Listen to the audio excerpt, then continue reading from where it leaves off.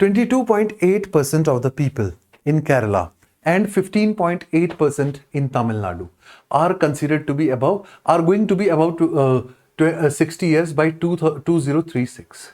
2036 में 22.8% population of Kerala will be 60 plus age and 15.8% in Tamil Nadu will be 60 plus age group. ठीक है, ऐसे में आपको फोकस करना है अपनी सिल्वर इकोनॉमी के ऊपर. किसके ऊपर फोकस करना है? सिल्वर इकोनॉमी के ऊपर. ये टर्म आपके आर्टिकल में यूज की गई है और आपके लिए बहुत बार न्यूज में आ सकती है. ठीक है, क्वेश्चन आ सकता है the term silver economy is in news, what does it mean? Okay, what does it mean? Silver economy means dealing with production, distribution and consumption of those goods and services which are more required by the senior citizens. Okay, economic activities which cater senior citizens. Simply, silver economy means dealing with economic activities, dealing with economic activities catering senior citizens. Definitely senior citizens don't need schools any more. ठीक है, इसका मतलब ये नहीं है कि schools हटा दोगे, क्योंकि आपके नॉर्मल सिटीजन्स अभी भी हैं ही, उसमें चिल्ड्रन एडल्ट हैं. लेकिन सीनियर सिटीजन्स के लिए आप स्पेशल फोकस किस किस चीज़ों पे, किन किन चीज़ों पे डालोगे? आपको किन किन चीज़ों पे ज़्यादा फोकस डालना है? ठीक है, मेनली आपको किस पे डालना है? हेल्थ केयर के ऊपर. ठीक है, हेल्थ केयर में क्या क्या एरियाज आपको फोकस करने पड़ेंगे? हेल्थ केयर की फाइनेंसिंग सबसे ज्यादा फोकस करना पड़ेगा ताकि एम्पल फाइनेंसिंग हो, उसी हिसाब से उसका इंप्रूवमेंट हो. ठीक है, उसके बाद आपको प्रिवेंटिव हेल्थ सिस्टम पे काम करना पड़ेगा. प्रिवेंटिव हेल्थ सिस्टम को इंप्रूव करना पड़ेगा क्योंकि elderly population is more vulnerable to disease. Okay, उसके बाद पब्लिक प्राइवेट पार्टनरशिप पे फोकस करना पड़ेगा हेल्थ केयर सिस्टम में, इन हेल्थ केयर सिस्टम. ठीक है, सो दैट हेल्थ केयर जो है वो एक्सेसिबल हो जाए हर किसी के लिए. ठीक है, उसके बाद आपको सब्सिडीज को भी रैशनलाइज करना पड़ेगा कि जो सब्सिडीज एडल्ट्स के लिए हैं, आपको old age pensions etcetera welfare payments की तरफ जो है ज्यादा फोकस करना पड़ेगा. ठीक है, उसके बाद आपको नॉन मेरिट स्पेंडिंग जो है उसको कर्टेल करना पड़ेगा. ठीक है, और ये सारी चीजें जो है किसने सजेस्ट की है इस समय? हमें ये सजेस्ट की है, हमारे पास आरबीआई की एक रिपोर्ट है, state of finances, study of budget 2025-26, demographic transition in India, how the demographic transition is taking place. अच्छा, यहां पे मैं आपको एजिंग के बारे में कुछ डेटा बताना चाहता हूं. ठीक है, एजिंग के बारे में ओवरऑल ये कहा जा रहा है कि इंडिया का ओवरऑल जब आपकी पॉपुलेशन 60% प्लस चली जाती है, 60 प्लस ईयर्स चली जाती है, तो नेचुरल सी बात है आपकी ओल्ड एज पॉपुलेशन जैसे जैसे बढ़ती है, ओल्ड एज पॉपुलेशन जैसे जैसे बढ़ती है, वैसे ही आपका वर्किंग ग्रुप पॉपुलेशन जो है वो कम हो जाती है.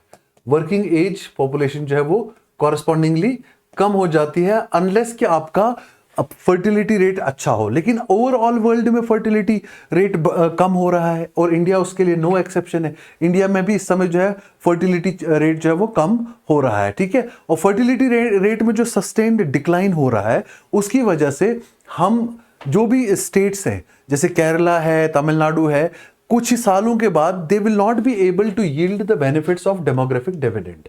Okay, what is demographic dividend? आपकी जो वर्किंग एज पॉपुलेशन है in the age group usually कहा जाता है 15 to 59 ईयर्स, लेकिन अब 15 टू लेटेस्ट क्लासिफिकेशंस के हिसाब से 15 to 64 ईयर्स भी कुछ कुछ बुक्स में क्लासिफाई किया जाता है working age, otherwise it is mostly 15 to 59 years age group. ठीक है, तो अगर आपके पास ये पॉपुलेशन है और इस पॉपुलेशन का, यूथ पॉपुलेशन का सबसे ज्यादा जो है फायदा आप उठाते हैं, तब that situation is called as demographic dividend. तो वो स्टेट्स जिनमें पॉपुलेशन कम हो रही है वर्किंग फोर्स की, वर्क फोर्स की, और एजिंग पॉपुलेशन ज्यादा हो रही है, ऐसी स्टेट्स के लिए डेमोग्राफिक डिविडेंड यील्ड करना बाद में ज्यादा पॉसिबल नहीं हो पाएगा. अब यहां पे मैं आपको थोड़ा सा एक दो चीजें बताना चाहता हूं कि आप किस स्टेट को एज्ड स्टेट बोल सकते हो, किस स्टेट्स को आप मॉडरेटली एज्ड बोल सकते हो या इंटरमीडिएट बोल सकते हो, किन स्टेट्स को आप यूथफुल स्टेट्स बोल सकते हो. वो स्टेट्स मैं यहां पे लिख रहा हूं ताकि ये याद रहे. अच्छा, ठीक है, let me change the colour of the marker. Okay, वो स्टेट्स जिनमें 20% से ज्यादा पॉपुलेशन, 20% प्लस पॉपुलेशन जब हो जाए आपकी 60 ईयर्स प्लस, 60 ईयर्स प्लस। ऐसी स्टेट्स को आप क्या कह सकते हो? Ageing state. क्या कहते हो? Ageing state. ठीक है, क्या कहते हो आप ऐसी स्टेट को? Ageing state. ठीक है, वो स्टेट्स जिनमें पॉपुलेशन 10 से 10 to 15% पॉपुलेशन, ऐसी स्टेट्स जिनमें 10 से लेके 15% पॉपुलेशन, ठीक है, उसको क्या कहते हैं?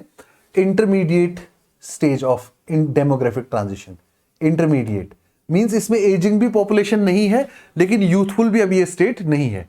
लेकिन जिस स्टेट में लेस देन 10% पॉपुलेशन, जिस स्टेट में लेस देन 10% पॉपुलेशन जो है वो 60 ईयर्स प्लस हो, ऐसी स्टेट को आप क्या कहते हो? Youthful state. क्या कहते हो? Youthful state. ठीक है, तो यूथफुल स्टेट कौन सी स्टेट हो गई?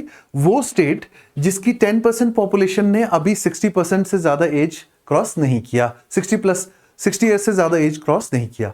इंटरमीडिएट किस स्टेट को बोलोगे? जिसके 10 से 15% की पॉपुलेशन जो है वो 60 ईयर्स क्रॉस नहीं किया है अभी, दैट इज इंटरमीडिएट एजिंग। और फुली एज्ड स्टेट जो है किसको कहोगे? जिसकी 20% से ज्यादा पॉपुलेशन क्या हो चुकी है? 60 ईयर्स प्लस हो चुकी है। तो इस हिसाब से केरला जो है वो बाई 2036 केरला क्या हो जाएगी? एक एज्ड स्टेट कहलाई जाएगी। और वहां पे बहुत ज्यादा जरूरत है सिल्वर इकोनॉमी को बूस्ट करने की। ठीक है, अब केरला के लिए छोड़ो, नेशनल एवरेज देखो। इस जैसे जैसे मैंने कहा एजिंग बढ़ती है वैसे वैसे वर्किंग एज पॉपुलेशन कम हो जाती है। तो केरला का वर्किंग एज पॉपुलेशन जो है वो आज कितना है? आज है 62%। कितना है आज? 62%। और 2031 तक ये कब तक पहुंच जाएगी? 60%। और 59.5% हो जाएगी ये 2036 तक। ठीक है, अब नेशनल लेवल की अगर बात करें, ऑन एवरेज इंडिया की इस समय वर्किंग एज पॉपुलेशन कितनी है? ठीक है, वर्किंग एज पॉपुलेशन जो है आज की डेट में इट इज अराउंड 63%। तो ये कह रहा है कि 64.8% हो जाएगी ये 2026 तक। और फिर से ये बढ़ेगी उसके बाद 2031 तक 65.1% हो जाएगी। लेकिन उसके बाद ये भी एक डिक्लाइन विटनेस करेगी और 64.9% हो जाएगी ये 2036 तक। तो जैसे जैसे एजिंग पॉपुलेशन बढ़ती है वैसे वैसे वर्किंग एज पॉपुलेशन कम होती है, अगर आप फर्टिलिटी रेट मेंटेन ना कर सको और रिप्लेनिशमेंट रेट मेंटेन ना कर सको, प्रॉपर बर्थ रेट ना कंट्रोल, प्रॉपर बर्थ रेट जो है वो मेंटेन ना कर सको। सो this is about silver economy and ageing population in Tamil Nadu and Kerala. अच्छा, एक और ट्रेंड इस रिपोर्ट में नोटिस ये किया गया है कि more than half of the states India की जो है उनमें इस समय डेमोग्राफिक चेंज आ रहा है और ज्यादातर पॉपुलेशन जो है वो एजिंग की तरफ एजिंग की तरफ जा रही है। हालांकि डेंजरसली, जैसे केरला का हाईएस्ट रेट हो सकता है 22% के आसपास जा सकता है 2036 तक, इतना बाकी स्टेट्स में नहीं है। लेकिन more than half of the states जो है वो क्या हो रही है?